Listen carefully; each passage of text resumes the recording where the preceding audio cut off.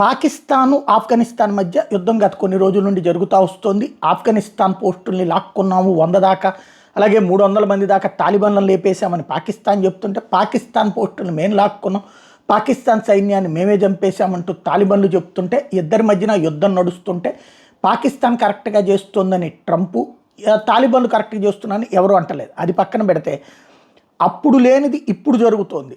Curfew అమలు చేశారు పాకిస్తాన్లోని అనేక ప్రాంతాల్లో. ఎందుకంటే భారీ ఎత్తున ఈ షియాలు, పాకిస్తాన్లో నివసిస్తున్నటువంటి షియాలు రోడ్డెక్కారు. ఇరాన్ చీఫ్ ఖొమైనీ మరణానికి వ్యతిరేకంగా అక్కడ పెద్ద ఎత్తున ఉద్యమిస్తున్నారు, ఉన్మాద చర్యలకు పాల్పడుతున్నారు, దాడులు చేస్తున్నారు.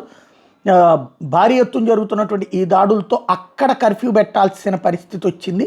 ఇది సంచలనం సృష్టిస్తున్నటువంటి అంశం అన్నమాట.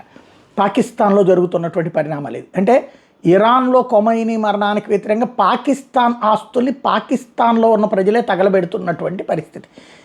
అది కొంత అమెరికా వీళ్ళకి సంబంధించినటువంటి ఇజ్రాయలీ అంటే అది కాదు, పాకిస్తాన్ ఆస్తులే ధ్వంసం అవుతాయి.